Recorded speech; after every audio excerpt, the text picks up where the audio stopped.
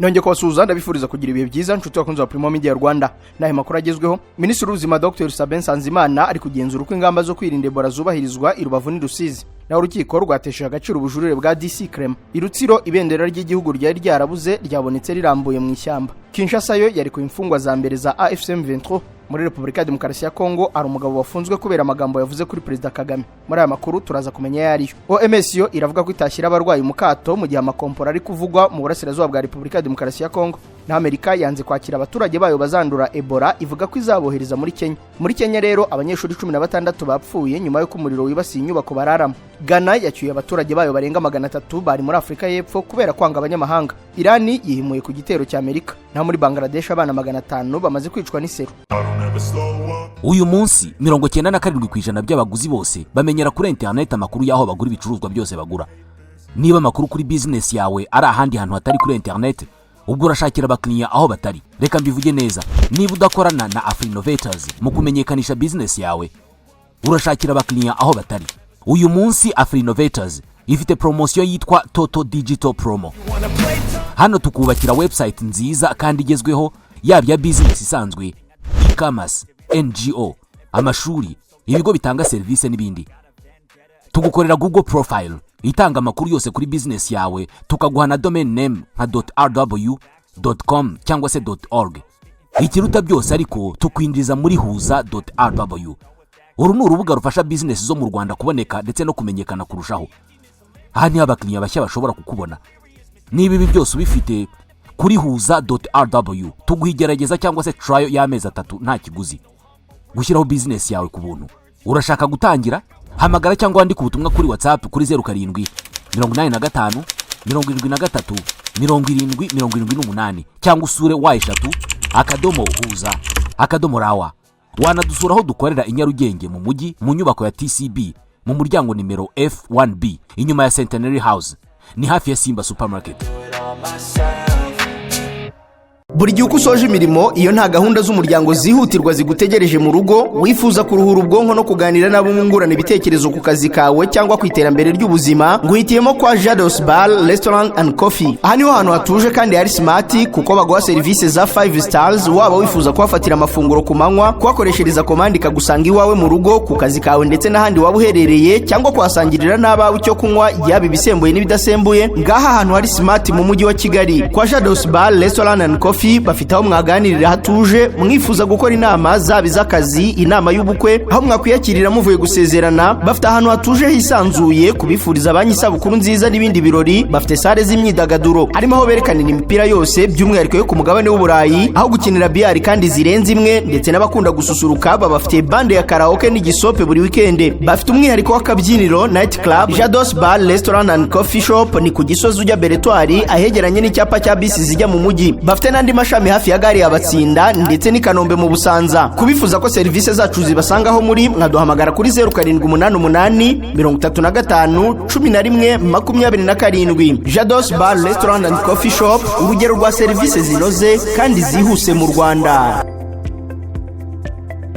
Kaze muri amakuru arambuye duhere kuri Minisitiri w'Ubuzima Dr. Nsanzimana uri kugenzura uko ingamba zo kwirinda Ebola zubahirizwa i Rubavu n'Rusizi. Minisitiri w'Ubuzima Dr. Nsanzimana yasuye akarere ka Rubavu na ka Rusizi agamijwe kureba uko ingamba zo kwirinda icyorezo cya Ebola zihagaze, cyane ko gikomeje gufata indi ntera muri Republika Demokarasi ya Kongo ihana imbibi n'utu turere. Minisitiri Nsanzimana yasuye imipaka ihuza u Rwanda na Kongo areba ibikorwa remezo byashyizweho, aho winjiye mu Rwanda abanza kwerekwa aho akarabira intoki, agaterwa imiti yica udukoko, agapimwa umuriro, yasangwa adafite umuriro mwinshi cyangwa ibimenyetso akayikiza mu kigo kinyuzwamo abantu by'igihe gito cya Rubavu n'icya Rusizi. Ibi ni ibigo byashyizwemo ibikoresho byose by'ibanze birimo ibiryamirwa, ibiribwa, ibinyobwa n'ibibuga by'imyidagaduro. Minisitiri Nsanzimana kandi yasuye ikigo nderabuzima cya Rugerero yereka uko abaganga biteguye kwakira uwagaragarwaho n'icyorezo cya Ebola. Yaneretswe kandi ibyumba bikusanyirizwamo amakuru yose y'abajyanywe mu kato baturutse ku mipaka yose y'igihugu, ari nabyo bisesengurirwamo amakuru ya OMS y'uko iki cyorezo gihagaze. Minisitiri Nsanzimana yavuze ko u Rwanda rwihaye intego yo gukumira icyorezo cya Ebola. Ati twahawe umukoro n'ubuyobozi bukuru bw'igihugu ko uburwayi butakwinjira ku butaka bw'u Rwanda. Dushaka ko ntawe uzavana afite icyo cyorezo n'ufite ikimenyetso akibwira abaganga. Mu gukumira Ebola, leta yarebye uburyo ubucuruzi bwambukiranya imipaka hagati y'u Rwanda na Kongo butahagarara, ashyirwaho uburyo bwo gukorera mu matsinda. Abadepite bo bagiye gukora ingendo rusange zigamije gusura ibikorwa byo kongera umusaruro w'ubuhinzi. Inteko ishinga amategeko umutwe w'abadepite yateguye ingendo rusange z'abadepite mu turere twose tw'igihugu zigamije kubona amakuru yo kugenzura ibikorwa birebana no kongera umusaruro w'ibihingwa ngandurarugo byatoranyijwe n'ibihinga ngengabukungu by'ikawa n'icyayi. Izi ngendo zatangiye kuri uyu wa kane zizageza ku itariki ya 4 z'ukwezi kwa gatandatu muri imwe mu mirenge igize uturere two mu ntara no kuva tariki ya 6 kugeza ku ya 7 z'ukwa gatandatu 2026 mu mirenge yose yo mu mujyi wa Kigali. Perezida w'umutwe w'abadepite Kazarwa Yarekuye yavuze ko izi ngendo zigamije kwegera abaturage ndetse no kubona amakuru yibanze yo kubafasha kureba icyateza imbere umusaruro w'ubuhinzi. Ati dukomeje gushyira imbere inshingano zo kugenzura ibikorwa bya guverinoma no kwegera abaturage. Izi ngendo zizadufasha kubona amakuru aturutse ku baturage no kubafatanya bikorwa kugira ngo harebwe uko gahunda zo kongera umusaruro w'ubuhinzi zarushaho gutanga umusaruro no guteza imbere imibereho myiza y'abanyarwanda. Muri izi ngendo abadepite bazasura ibikorwa by'ubuhinzi, bagirana ibiganiro n'inzego z'ibanze, amakoperative y'abahinzi, abafatanya bikorwa mu iterambere ndetse n'abaturage. Hazibandwa ku bibazo n'imbogamizi kigaragara mu buhinzi zirimo ikoreshwa ry'inyongeramusaruro ku kigero gito, ibibazo by'imihindagurikire y'ikirere, ibura ry'ibikorwa remezo by'ubuhinzi n'ihuzwa ry'abahinzi n'amasoko. Abadepite bazanifatanya n'abaturage mu muganda rusange usoza ukwezi kwa gatanu. Muri izi ngendo kandi abadepite bazakira banashakira ibisubizo ibibazo by'abaturage, ari nako bazasuzuma uko ibibazo bagejejweho mu ngendo ziheruka byakemuwe. Makuru y'ubutabera, urukiko rwatesha agaciro ubujurire bwa DC Clement. Urukiko rwisumbuye rwa Gasabo rwatesha agaciro ubujurire bw'umunyamakuru Nigaba Clement uzwi nka DC Clement rwemeza ko akomeza gukurikiranwa afunzwe by'agateganyo mu gihe ategereje kuburana mu mizi. Ni icyemezo cyafashwe nyuma y'ubujurire yari yatanze ku itariki ya 2 z'uku kwa gatanu ajuririra icyemezo cy'urukiko rw'ibanze rwa Gasabo cyo ku itariki ya 30 z'ukwezi kwa kane cyari cyategetse ko akurikiranwa afunzwe by'agateganyo iminsi 30. Mu iburanisha yemeye ibyaha byose akurikiranwa anabisabira imbabazi, avuga ko yabitewe n'umujinya yatewe no kubona ishuri yari yarubakanye n'undi riri gusenya. Akurikiranwa ibyaha birimo kwangiza ikintu cy'undi, kubw'inabi, guteza imvururu cyangwa imidugaro muri rubanda, kurwanya ububasha bw'amategeko, gukoza isoni abayobozi b'igihugu n'abashinzwe imirimo rusange, n'icyo gukubita cyangwa kugirira urugomo abayobozi mu nzego za leta. Urukiko rwisumbuye rwa Gasabo rwavuze ko ubujurire bwe nta shingiro bufite, rwemeza ko icyemezo cy'urukiko rw'ibanze rwa Gasabo kigumaho. Urukiko rwashingiye ku kuba hari impamvu zikomeye zituma akekwaho ibyo byaha, akaba yariyemereye ibyaha akurikiranyweho ndetse no kuba nta mpamvu zifatika yatanze zatuma aburana adafunze. Rwagaragaje ko impamvu yatanze asaba kuburana adafunze zirimo kuba afite umuryango ukeneye ubufasha bwe, harimo abana b'impanga aherutse kubyara n'umugore ufite uburwayi bw'umugongo, ariko ko izo mpamvu nta gihamya zihagije yazitanzeho yatuma arekurwa. DC Clement yatawe muri yombi tariki ya 31 z'ukwezi kwa gatatu muri uyu mwaka nyuma yo gushyira ku rubuga nkoranyambaga rwa X amashusho agaragaza inyubako z'ishuri riherereye mu murenge wa Jabana mu karere ka Gasabo, avuga ko ziri gusenywa mu buryo yabonaga nk'akarengane. Kuri ubu DC Clement yakomeje gufungirwa imageragere mu gihe ategereje guhabwa itariki yo kuburanishwa mu mizi. Abandi urukiko rwemeje ko bakomeza gufunga iminsi 30 y'agateganyo n'abayobozi ba Umoja n'Inguvu. Urukiko rwisumbuye rwahoye rwatesheje agaciro ubujurire bw'abayobozi ba koperative icunga umutekano yitwa Umoja n'Inguvu, aho bari bajuririye icyemezo cy'abafunze by'agateganyo iminsi 30. Abari bajuriye ni perezida wa koperative yitwa Pascal, uwari ushinzwe abakozi yitwa Vincent na Kayumba wari ushinzwe gucunga abakozi. Baregwa ibyaha byo guhimba, guhindura cyangwa gukoresha inyandiko mpimbano n'icyaha cyo kunyereza umutungo. Urw'ibanze rwa Busasamana rwari rwemeje ko hari impamvu zikomeye zituma bari abantu bakurikiranwa bafunzwe by'agateganyo iminsi 30. Baregwa kunyereza amafaranga arenga miliyoni 17 z'amafaranga y'u Rwanda. Icyemezo bari bafatiwe imbere nticyabanyuze, bahita bajuririra mu rukiko rwisumbuye rwa Huye, ariko narwo rutesha agaciro ubujurire bwabo, rutegeka ko bakomeza gukurikiranwa bafunzwe by'agateganyo bakabafungiye mu igororo rya Huye. Tariki ya 14 z'uku kwezi inzego zibishinzwe zari zataye muri yombi abandi bayobozi b'ikoperative barimo uwitwa Eliot, Pastor Damien ndetse n'uwitwa Primitive, nabo baregwa kunyereza amafaranga y'iriya koperative. Gusa bo bari barabaye abayobozi kera batandukanye na bari gukurikiranwa mu nkiko. Ikinyamakuru Umuseke cyanditse ko abatawe muri yombi nyuma bo bemeye ko batwaye amafaranga ya koperative, bemera kuyishyura, barangije kwishyura barafungurwa, kuri ubu bari hanze. Iyi ni koperative isanzwe icunga umutekano mu isoko ry'akarere ka Nyanza, mu bigo by'amashuri Nyanza ndetse n'ahandi. Kugeza ubu yamaze gushyiraho ubuyobozi bushya, aho perezida wayo yabaye Major Retired Jean Bosco Kayinamura Mubaraka. Abavumvu b'Irusizi bo barasaba ubwishingizi bw'inzuki. Aborozi b'inzuki mu karere ka Rusizi baravuga ko bakomeje guhura n'ibihombo mu bworozi bwabo, birimo ibyo baterwa n'agasimba kitwa ituza karya inzuki zabo, bagasaba ko leta yabashyiraho ubwishingizi bwajya bubashumbusha igihe bahuye n'ibiza. Mu kwezi kwa 2019 nibwo leta y'u Rwanda yatangije gahunda yiswe tekano rishingiwe muhinzi mworozi mu rwego rwo kurinda abahinzi n'aborozi ibihombo byaterwaga n'ibiza no kutizerwa n'ibigo by'imari ngo bibahe inguzanyo. Muri iyi gahunda leta yishyurira umuhinzi cyangwa umworozi 40%, wakiyishyurira 60%. Tuyisenge Timote wororera inzuki mu murenge wa Nzahaha mu karere ka Rusizi yabwiye ikinyamakuru igihe ko mu minsi ishize inzuki zateye amahane zirya ingurube y'umuturanyi, ariko ngo iyo ziza kuba zifite ubwishingizi bari kumwishyura. Ati niyo mpamvu dusaba ko nazo leta yazishyiriraho ubwishingizi. Mukantwari Christine umugore ufite imizinga 15 avuga ko mu minsi ishize ituza ryagiyemo umusaruro agabanuka ugera ku kajerekani k'amacupa 7 mu gihe ritagiyemo ahakura amajerekani 2. Mu karere ka Rusizi ikiro kimwe cy'ubuki kigura 6,000 by'amafaranga y'u Rwanda, ijerekani y'ubuki igira ibiro 35, bivuze ko mu majerekani 2 y'ubuki Mukantwari akuramo 420. Ati turasaba ko ubworozi bw'inzuki nabwo bwishingirwa igihe twahuye n'ibiza natwe bakajya badushumbusha. Umuyobozi ushinzwe gahunda ya tekano rishingiye umuhinzi mworozi muri Rabo Museruka Joseph avuga ko bagiye gukora inyigo bakareba niba koko abavumva ari benshi ku buryo bashyirwaho ubwishingizi. Ati n'ubwa mbere twakira icyo cyifuzo niba koko ubwo bworozi bakora bubinjiriza amafaranga kandi bakenera n'igishoro cyo gushoramo kugira ngo koko babikore kinyamwuga, hakorwa inyigo bagasurwa tukareba niba koko ari umubare munini nabo bakaba barebwaho muri ubu buhinzi bwatekana muhinzi mworozi. Ihuriro ry'aborozi b'inzuki ku rwego rw'igihugu rivuga ko ku mwaka risarura toni 7,000 z'ubuki mu gihe kugira ngo bahaze isoko ryo mu Rwanda hakenewe toni 15,000 z'ubuki buri mwaka.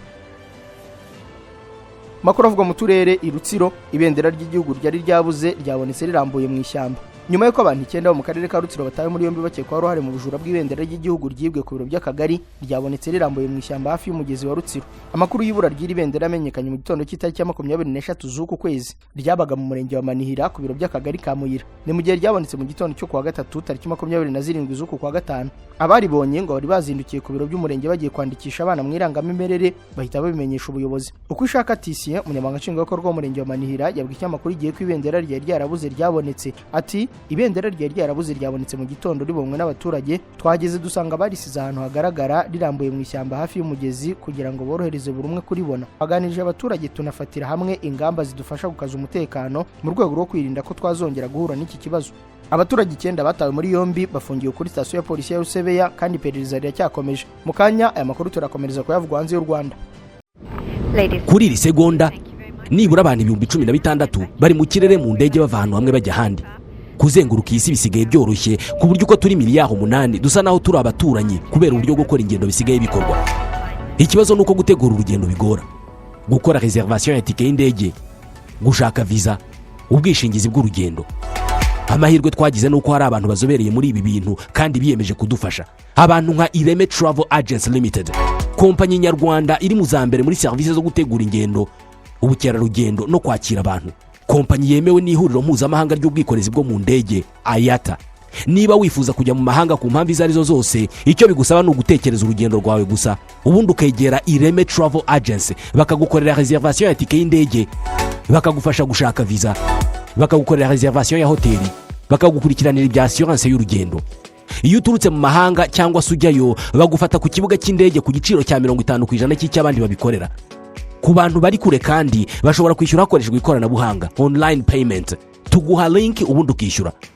Ireme Travel Agency ikorera mu mujyi wa Kigali muri Mike mu nzu yo hasi mu muryango wa G41. Hamagara 07 85 36 48 cyangwa 07 89 88 0339. Ushobora no kwandika email kuri info@iremetravel.rawa.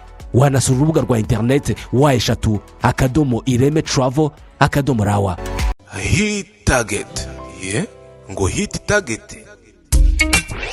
Wabyumvishe nibyo ni Hit Target Business Limited. Iyaje ari nk'impanda Imana yihereye abanyarwanda. Ni marayika utaka amazu. Ubu ntibikiri ngombwa kongera gukubita amaguru ugana ibwota amasimbi gushaka ibikoresho by'ubwubatsi kuko Hit Target Business Limited ihakubereye. Hit Target Business Limited dufasha bifuza gutumiza no kurangura ibikoresho bya kenkayori mu Bushinwa nk'amatoilette ya Milano, amabuye ya marble mu gikoni, amabati plastike biheri yo ku maportail, amahote yo mu gikoni n'ibindi byinshi byiza watumiza by'ubwubatsi mu Bushinwa. Ko bifuza gukorana natwe mwizu yaza hamagara kuri telefone ureba kuri screen yawe iri no kuri WhatsApp. Hit Target Business Limited ni marayika utaka amazu. Makuru avuga y'u Rwanda Kinshasa yarekuye imfungwa za mbere za M23. Abantu 37 barafungiye muri gereza zitandukanye z'umujyi wa Kinshasa bakekwaho gukorana na M23 barekuwe n'ubutegetsi bwa Repubulika ya Demokarasi ya Kongo mu gikorwa kiri gufatwa nk'intambwe ishobora kubifitanya isano n'ibiganiro bya Doha bikomeje hagati impande zihanganye. Umunyamakuru Steve Wembe yatangaje ko muri abo bantu 37 barekuwe 22 bari bararangije ibihano byabo mbere yuko bafungurwa. nubwo nta tangazo ryasohowe n'ubutegetsi bwa Kongo cyangwa M23 iri fungurwa riri gusobanurwa nk'ikimenyetso cy'ikorwa ry'ingamba zo kubaka icyizere hagati impande ziri mu biganiro. Mu byumweru bishize ibiganiro bya Doha bihuza impande zombi byakomeje kwibanda ku buryo bwo kugabanya ubushyamirane no gushyiraho uburyo bwatuma impande zombi zigera ku masezerano arambye. Kimwe mu byagarutsweho cyane harimo ikibazo cy'imfungwa n'abafashwe bashinjwa gukorana n'impande zihanganye. Abasesenguzi baravuga ko irekurwa ry'aba bantu rishobora kuba rigamije gutanga ubutumwa bwa politike no kugaragaza ubushake bwa Kinshasa bwo gushyigikira ibiganiro biri kubera muri Qatar. Hari kandi ababona ko bishobora gufungura inzira y'uko M23 yakora igikorwa nk'icyo harekurwa abantu ifunze cyangwa abasirikare yabifite mu maboko yayo. Ikibazo cy'imfungwa kimaze igihe ari imwe mu ngingo zikomeye mu mishyikirano hagati ya leta ya Kongo na M23 cyane cyane ku bantu bashinjwa gukorana n'uyu mutwe cyangwa bafatiwe mu bice birimo imirwano. Mu kwezi kwa kane uyu mwaka ubwo impande zombi zahuriraga i Montre mu Busuwisi zari zumvikanye kurekura imfungwa 477 zirimo 311 zo ku ruhande rwa M23. Icyo gihe leta n'inyeshyamba banihaye iminsi 10 yo kuba bamaze guhanahana izo mfungwa ariko ishira nta gikozwe. Yarekuye imirwano ikomeye ikomeje guhuza FARDC na M23. Hakomeje imirwano ikaze hagati ya M23 n'ingabo za FARDC zishyigikiwe na Wazalendo mu gace ka Misambo gaherereye ku mpaka wa Grupoma za Kisimba na Ikobo muri teritwari ya Yarekuye muri Kivu y'Amajyaruguru. Nkuko amakuru aturuka muri ako gace agera kuri Actualité yabitangaza, inyeshyamba za M23 zagabye ibitero bishya ku birindiro by'ingabo za leta mu rwego rwo kwagura aho buzigenzura muri kara gace ka Yarekuye. Mu karere k'imirwano hari kumvikana urusaku rukomeye rw'intwaro ziremere ndetse n'izoroheje bigatera ubwoba abaturage. Kubera impungenge z'umutekano wabo biravugwa ko abaturage benshi bataye ingo zabo bahungira mu bihuru. Iyi mirwano ikurikiriye yabaye kuwa kabiri n'ubundi aho abarwanyi ba M23 bigarura ibice byinshi birimo Ihura, Katobo na Mukoha muri Grupoma ya Kisimba. Aha muri Repubulika ya Demokarasi ya Kongo rero hari umugabo wafunzwe kubera amagambo yavuze kuri Perezida Paul Kagame.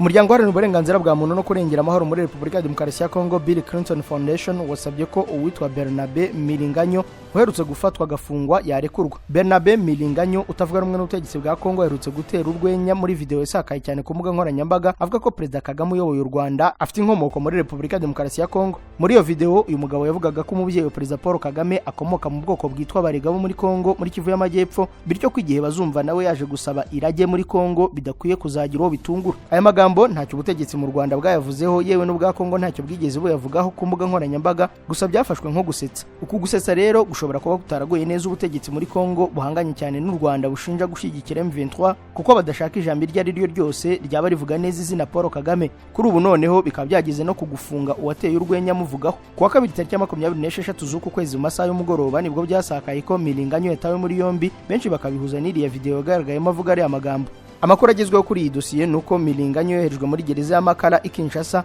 kandi ubutegetsi bwa Kinshasa nibo ratangaza ibyo aregwa. Milinganyo ni umwe mu banyekongo bakomoka mu burasirazuba bw'iki gihugu bakunze kunenga uburyo ubutegetsi bwa Kongo bwitwara mu kibazo kiri mu burasirazuba bw'iki gihugu cyane cyane ku bavuga ikinyarwanda. Ubwoko bw'abarega bwasabye Milinganyo kunyomoza ibyo yatangaje buvuga ko bitandukanye n'ukuri kw'amateka. Amateka agaragaza ko Perezida Paul Kagame ari umunyarwanda uvuka ku babyeyi bombi b'abanyarwanda kandi birazwi. Nta na rimwe Perezida Paul Kagame yigeze agaragaza ko afitanye isano na Kongo mu by'ubwene gihugu. Mu byo Milinganyo yabaregwa kuri ubu ngo harimo no kuvugana n'abayobozi ba M23. Abantu basatira 240 birakekwa ko bamaze kwicwa na Ebola muri Repubulika ya Demokarasi ya Kongo. Inzego z'ubuzima muri iki gihugu zatangaje ko kugeza tariki ya 26 z'uku kwa gatanu abantu 1077 bikekwa ko bamaze kwandura icyorezo cya Ebola cyo mu bwoko bwa bundi buryo, mu gihe 238 bikekwa ko cyabishe. Abakekwaho Ebola ni abagaragaza ibimenyetso byayo birimo umuriro mwinshi, kuva amaraso mu myenge y'uruhu, kuruka no gucibwamo, ariko batarabona ibisubizo by'ibipimo bya laboratoire. Abo bose baba barashyizwe mu kato bitabwaho n'abaganga. Iki cyorezo kiganje mu ntara ya Ituri kuko hamaze kugaragara abantu 110 byemejwe ko banduye, mu 121 byemejwe ko banduye muri rusange. Abo nabo mu bice byugarijwe cyane birimo Mongbalo, Rwampara n'umujyi wa Buni. Mu bakekwaho Ebola bose abaganga bafashemo ibipimo 662 babijyana muri laboratoire y'igihugu. Muri 403 bimaze gusuzumwa niho hagaragaye abantu 121 banduye. Minisiteri y'ubuzima muri Uganda yatangaje ko kugeza tariki ya 27 z'uku kwezi abantu 7 aribo byemejwe ko banduye icyorezo cya Ebola. Umwe w'umunyekongo akaba yarapfuye ubwo yitabwagaho n'abaganga i Kampala. OMS iravuga ko itashyira abarwayi mu kato mu gihe amakompora ari kuvuga mu burasirazuba bwa Repubulika ya Demokarasi ya Kongo. Umuyobozi mukuru w'ishami ry'umuryango w'abibumbye ryita ku buzima Dr Tedros Adhanom Ghebreyesus yatangaje ko kwita ku barwayi Ebola no kuyikumira mu burasirazuba bwa Repubulika ya Demokarasi ya Kongo biri kugorana kubera intambara iri kuhabera. Mu butumwa bugaragaza umuhangayiko mwinshi, Dr Tedros yashyize ku mbuga nkoranyambaga yatangaje ko gukumira iki cyorezo cyo mu bwoko bwa bundi buryo bisaba ko abari mu bikorwa by'ubutabazi babona inzira banyuramo, atari ko imirwano ikomeje iri gutuma abantu benshi bahunga. Abahuye n'abanduye bakajya mu nkambi zicucitse bigatuma ingamba zo gukumira zigorana. Abakozi bari ku ruhembe rw'imbere bari gutanga ibyo bafite byose mu gihe ibitero ku mavuriro bituma gushakisha abanduye n'abahuye nabo bisa n'ibidashoboka. Dr Tedros yagaragaje ko abari mu nzego z'ubuvuzi n'ubutabazi bafite umukoro wo kubaka icyizere mu baturage kugira ngo bumve ko icyorezo gihari kandi ko kukirwanya ari ngombwa, ariko ko gushyira abarwayi mu kato bitashoboka mu gihe amakompora akomeje kuraswa. Ati ntitwakubaka icyizere mu baturage cyangwa ngo ushyire abarwayi mu kato mu gihe amakompora ari kugwa. Turasaba impande zihanganye kwemeranya ku gahenge kihuse kugira ngo dutsinde iki cyorezo no kutwemerera kugera ku matsinda y'abaganga mu buryo butekanye kandi buhoraho. Umuyobozi mukuru wa OMS yatangaje ko abantu bakwiye gushyira imbere ubuzima bw'abaturage bugarijwe n'iki cyorezo aho gukomeza kurwana. Tukivuga kuri iki cyorezo cya Ebola, Repubulika ya Demokarasi ya Kongo yashinje OMS gutangaza amakuru ya Ebola mu buryo butera urujijo. Guverinoma ya Repubulika ya Demokarasi ya Kongo yanenze ishami ry'umuryango w'abimbye ryita ku buzima OMS irishinja gutangaza amakuru ajyanye n'icyorezo cya Ebola mu buryo bushobora guteza urujijo no gukwirakwiza ubwoba mu baturage. Mu butumwa bwatangajwe na Patrick Muyaya, umuvugizi wa Guverinoma ya Repubulika ya Demokarasi ya Kongo akaba na Minisitiri ushinzwe itangazamakuru n'itumanaho, yavuze ko amakuru yatangajwe na OMS ku bijyanye n'ubwandu bwa Ebola atajyanye n'ukuri ku rwego rwemewe n'inzego z'ubuzima za Kongo. Yavuze ko igihugu cye gisanzwe gifite ubushobozi n'ubunararibonye mu guhangana n'icyorezo cya Ebola, bityo ko amakuru nk'aya akwiye kubanza guhuzwa n'inzego zibishinzwe mbere yo kujya hanze. Yongeyeho ko gutangaza amakuru adafite ibisobanuro bihagije bishobora kugira ingaruka ku bukungu, ku ngendo mpuzamahanga ndetse no ku isura y'igihugu. Ibi bibaye nyuma y'uko OMS itangaje impungenge ku bwandu bushya bwa Ebola bwagaragaye mu bice bimwe bya Repubulika ya Demokarasi ya Kongo, ibintu byatumye ibihugu bimwe na bimwe bitangira gukaza ingamba zo kugenzura abagenzi baturuka muri ako karere. Repubulika ya Demokarasi ya Kongo ni kimwe mu bihugu byahuye kenshi n'icyorezo cya Ebola mu myaka yashize, ariko ubuyobozi bwaho buvuga ko bwashyizeho uburyo bukomeye bwo gukurikirana no gukumira ikwirakwira ryacyo. Aya makimbirane hagati ya Guverinoma ya Kongo na OMS agaragaza uko amakuru ajyanye n'indwara z'ibyorezo akomeje kuba ikibazo gikomeye mu itumanaho hagati y'inzego mpuzamahanga n'ibihugu birebwa n'izo ndwara. Kugeza ubu inzego z'ubuzima muri Repubulika ya Demokarasi ya Kongo zivuga ko abarenga 1000 bakekwaho kwandura Ebola barimo babarirwa muri 220 bikekwa ko yaba yarahitanye. Ishami ry'umuryango w'abimbye ryita ku buzima ryo ritangaza ko muri iki gihugu hamaze kubarurwa abantu 1077 bakekwaho kwandura Ebola, harimo 238 bikekwa ko yaba yarahitanye. Gusa OMS ivuga kandi ko abantu 121 aribo bamaze kwemezwa ko banduye Ebola hashingiwe ku bizamini bya laboratoire, muri bo 17 bakaba bamaze gupfa. Iyi Ebola irimo guterwa n'ubwoko bwa virusi buzwi nka bundi buryo virus kandi ikomeje gukwirakwira byihuse cyane cyane mu ntara za Ituri, muri Kivu y'Amajyaruguru ndetse no muri Kivu y'Amajyepfo. General Muhozi yaciye amarenga ko Andrew Mwenda azahanirwa kubahuka Perezida Museveni. Umuhungu wa Perezida Yarekuye Museveni akaba n'umugaba mukuru w'ingabo za Uganda General Muhozi Kainerugaba yaciye amarenga ko umunyamakuru Andrew Mwenda azahanirwa kubahuka umukuru w'igihugu. Perezida Museveni aherutse kwihanangiriza uyu munyamakuru nyuma y'uko ku itariki ya 20 z'ukwa kane uyu mwaka yanditse inkuru ivuga ko kubera ko ashaje atekerwa imitwe n'abiyita abashoramari bagamije gusahura igihugu. Uyu mukuru w'igihugu yanditse ko nubwo afite imyaka 82 afite ubushobozi bwo kurwanira igihugu no kwirwanaho akoresheje imbunda ya AK-47, Bibiliya n'ikaramu. Tariki 26 z'uku kwezi Andrew Mwenda yatangarije ku kinyamakuru cye The Independent ko yakoze ikosa ryo kugaragaza ko ubusaza ari bwo butuma Museveni atekerwa imitwe, asobanura ko ibyo byatumye ibyo yanengaga bitumvikana neza. Kubera ko Andrew Mwenda bo mu muryango PRU washinzwe na General Muhozi Kainerugaba, uyu musirikare yasabye Perezida Museveni imbabazi kubw'amagambo uyu munyamakuru yamutangajeho. Ati nk'umuyobozi wa PRU ndagira ngo mbasabe imbabazi nyakubahwa Perezida mbikuye ku mutima kubw'amagambo yandagaza atarimo indero kandi mabi umwe mu banyamuryango bacu Andrew Mwenda yabavuzeho. Tugiye gufatira umunyamuryango ingamba ngengamyitwarire. Uyu musirikare yagaragaje ko ishyaka NRM riri ku butegetsi bwa Uganda n'umuryango PRU ari abafatanyabikorwa bakomeye. Amerika yo yanze kwakira abarwayi bayo bazandura Ebola, ivuga ko izabohereza muri Kenya. Umunyamabanga wa Leta z'Ubumwe za Amerika ushinzwe ububanyi n'amahanga Amakuru Bayo yavuze ko bashobora kuzohereza abanyamerika banduye Ebola muri Kenya kugira ngo hatazagira umurwayi cyangwa ukekwaho iki cyorezo winjira muri Amerika. Yavuze ko nta murwayi wa Ebola uzinjira muri Amerika, kabone nubwo yaba ari umunyamerika wayanduriye muri Repubulika ya Demokarasi ya Kongo yugarijwe n'iki cyorezo kimaze guhitana abantu barenga 238 nk'uko ishami ry'umuryango w'abimbye rishinzwe ubuzima ribitangaza. Marco Rubio yabigarutseho mu nama y'aminisitiri bo muri Amerika yabaye tariki ya 27 z'uku kwezi, aho yavuze ko bakomeje ingamba zo kwirinda iki cyorezo ndetse ko batazigera bemera ko hari umurwayi wacyo winjira muri Amerika. Iyi gahunda ya Amerika yo gukumira ko hari umurwayi ufite cyangwa ukekwaho Ebola uzinjira muri iki gihugu itandukanye n'uburyo bitaye ku barwayi bari bafite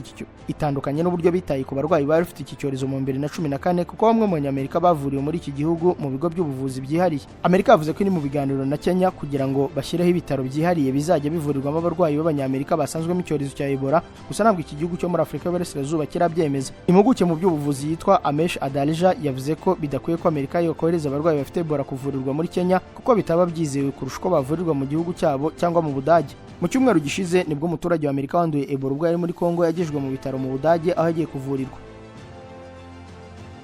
Dukomereze muri Kenya, abanyeshuri batari munsi ya 16 byemejwe ko bapfuye nyuma y'inkongi y'umuriro. Abanyeshuri batari munsi ya 16 bemejwe ko bapfuye nyuma y'inkongi y'umuriro yibasiye ishuri ryisumbuye ry'abakobwa rya Utumishi Girls Academy Igilgile mu karere ka Nakuru mu burengerazuba bwa Kenya mu ijoro rishyira kuri uyu wa kane. Polisi ivuga ko abandi banyeshuri 74 barimo kuvurirwa mu bitaro nyuma yo gukomerekera muri iyo nkongi. Uyu muriro wadutse ahagana saa 7 z'ijoro ku isaha yo muri icyo gihugu, no kuvuga ahagana saa 6 z'ijoro ku isaha yo mu Rwanda no mu Burundi. Utwika inzu bararamo yitwa Merine Waitela Broker yari icumbikiye abanyeshuri bagera kuri 220 barimo abanyeshuri bo mu mwaka wa 10, uwa gatatu n'uwa kane. Raporo ya polisi igaragaza ko umuyobozi w'ishuri yabimenyesheje abategetsi ahagana saa 10 n'igice z'igitondo, bituma habaho ubutabazi bwihuse. Umuryango mpuzamahanga utabara imbabare Croix Rouge ishami ryawo ryo muri Kenya watangajwe ibi byabaye byari byamenyekanye mbere ahagana saa 9 n'igice z'igitondo kuri uyu wa kane. Ghana yo yacyuye abaturage bayo barenga 300 bari muri Afrika y'Epfo kubera kwanga abanyamahanga. Abanyagana babarirwa muri 300 bari bamaze iminsi muri Afrika y'Epfo baraye buriye indege basubizwa mu gihugu cyabo bahungishwa urwango, urugomo n'imyigaragambyo bibasira abanyamahanga muri iki gihugu ibizwi nka xenophobia. Banyuze ku kibuga mpuzamahanga cy'indege cya OL Tambo kiri Johannesburg. Itsinda ry'abatashye barenga 300 barimo abagore n'abana, ubuyobozi ukavuga ko batashye ku bushake kuko bumvaga badatekanye. Reuters yanditse ko hari abanyagana 800 bagaragaje ubushake bwo gusubizwa iwabo. Umwe mu bayobozi bo mu biro by'abinjira n'abasohoka yabwiye televiziyo ENCA ko mu bantu 300 ba mbere bagiye ku kibuga cy'indege harimo 10 gusa bari bafite ibyangombwa byo kuba muri Afrika y'Epfo. Hari hashize iminsi y'imyigaragambyo y'abaturage muri Afrika y'Epfo basaba ko hakazwa ingamba zijyanye n'abinjira n'abasohoka mu gihugu. Bavuga ko hari abantu bari mu gihugu cyabo batagira ibyangombwa, bagashinja abanyamahanga kugira uruhare mu byaha no gutwara akazi abene igihugu. Igisirikare cy'Amerika cyo cyongeye kugaba ibitero kuri Iran. Igisirikare cy'Amerika cyongeye kugaba ibitero kuri Iran byibasiye ikigo cya gisirikare kiri i Bandar Abbas mu gihe ingenzi uturiye icyambu, kikaba igitero cya kabiri mu gihe kitageze ku minsi 3. Ubuyobozi bukuru bw'ingabo za Amerika muri Aziya CENTCOM bwatangajwe ingabo zabwo zahanuye drone enye za Iran zari zoherejwe kugaba ibitero ku buryo bwo kwiyahura bita kamikaze. Amerika izihanura kuko zari zibangamiye umutekano mu muhora wa Hormuz. CENTCOM yavuze ko icyo kigo cy'Ibandar Abbas cyagabweho igitero mu gihe cyari kigiye kohereza drone ya gatanu. Ibinyamakuru byo muri Iran byatangajwe humvikanye ibiturika mu burasirazuba bw'uwo mujyi. Ibi bitero bibaye mu gihe agahenge k'intambara kari kamaze iminsi hagati y'impande zombi kadahagaze neza, hakaba hakomeje ibiganiro byo kurangiza intambara maze amezi 3 yatumye urujya n'uruza rw'ubwato mu muhora wa Hormuz rukomwa mu nkokora, byatumye ibiciro by'ibikomoka kuri peteroli bizamuka kurushaho, isi isigara mu kangaratete. Ubu ni ubwa kabiri mu minsi 3 Amerika igabye ibitero muri Iran, ikavuga ko ibyo bitero byakozwe mu rwego rwo kwirwanaho, gusa ibi bishobora gutuma intambara ifata indi ntera mu gihe amahanga yakekaga ko ibintu bigiye kongera kuba byiza kurushaho. Iran nayo yihimuye ku gitero cya Amerika. Ingabo zirinda ubutegetsi bwa Iran zizwi nka Islamic Revolutionary Guard Corps IRGC zatangaje ko zagabye igitero ku birindiro bya gisirikare bya Leta Zunze za Amerika, zisobanura ko ari igisubizo ku gitero Amerika yari yagabye hafi y'umujyi wa Bandar Abbas uherereye mu majyepfo ya Iran. Ibiro n'amakuru tasnimu byo muri Iran byatangaje ko IRGC yavuze ko icyo gitero cyari ubutumwa bukomeye bwo kwerekana ko Iran itazemera ibikorwa y'isi ubushotoranyi bikorerwa ku butaka bwayo cyangwa ku nyungu zayo mu karere. Izi ngabo zanaburiye ko igikorwa icyo ari cyo cyose cy'inyongera cyaturuka kuri Amerika cyangwa abafatanyabikorwa bayo kizahura n'igisubizo gikomeye kandi kirenze cy'abantu biteze. Aya makuru aje mu gihe umwuka mubi hagati ya Tehran na Washington ukomeje kuzamuka, cyane cyane mu karere k'uburasirazuba bwo hagati, impande zombi zimaze igihe zishinjanya ibikorwa byo guhungabanya umutekano. Bandar Abbas ni umwe mu mijyi ikomeye ya Iran ku bijyanye n'ubwikorezi bwo mu nyanja no ku bikorwa bya gisirikare, bityo ibikorwa byabereye hafi yaho bikaba byafashwe nk'ikibazo gikomeye n'ubuyobozi bwa Iran. Kugeza ubu Leta Zunze za Amerika ntiziragira icyo zitangaza ku mugaragaro kuri ibi birego bya IRGC. Abasesenguzi mpuzamahanga baravuga ko gukomeza guterana amagambo no kugabanaho ibitero hagati impande zombi bishobora gukomeza guteza impungenge ku mutekano w'akarere ndetse no ku bukungu bw'isi, cyane cyane ku bijyanye n'ibikomoka kuri peteroli binyura mu muhora wa Hormuz. Tusoza amakuru muri Bangladesh, aho abana 500 bamaze kwicwa n'iseru. Abana basaga 500 bamaze guhitanwa n'indwara y'iseru muri Bangladesh kuva mu kwezi kwa gatatu uyu mwaka, mu gihe abakekwaho kwandura iyi ndwara bamaze kurenga 60,000 mu gihugu cyose. Mu gushaka umuti w'iki kibazo, leta yatangije gahunda idasanzwe yo gukingira abana mu gihugu hose. Hanahagaritswe ibiruhuko by'abakora mu rwego rw'ubuzima kugira ngo bite ku barwayi bose bakeneye ubufasha, dore ko ibitaro byinshi byamaze kuzura kubera ubwinshi bw'abarwayi ku buryo kubona umwanya bitoroshye. Minisitiri w'ubuzima yizeye ko iyi gahunda izatanga umusaruro vuba, abandura bagatangira kugabanuka. Icyakora hari impungenge ko iminsi mikuru irimo no Eid al-Adha ishobora kongera ikwirakwira ry'indwara mu buryo bukabije bitewe n'ingendo z'abantu benshi bajya gusura imiryango yabo. Ishami ry'umuryango w'abimbyi ryita ku bana UNICEF rivuga ko iki kibazo cyaturutse ku mpamvu zitandukanye zirimo gukererwa gutumiza inkingo z'iseru mu gihe cy'inzibacyuho ya leta nshya yasimbuye Sheikh Hasina mu 2024. Izi mpamvu zavuzwe na UNICEF ziri mu bucucike bw'abantu mu mijyi ndetse n'icyuho mu gukingira abana cyatewe n'icyorezo cya COVID-19 kuko ababyeyi batinyaga kujya kwa muganga. Ubukana bw'iyi ndwara bugaragarira mu buhamya bw'umubyeyi witwa Alamine wapfushije umukobwa w'imyaka 4 witwa Akira.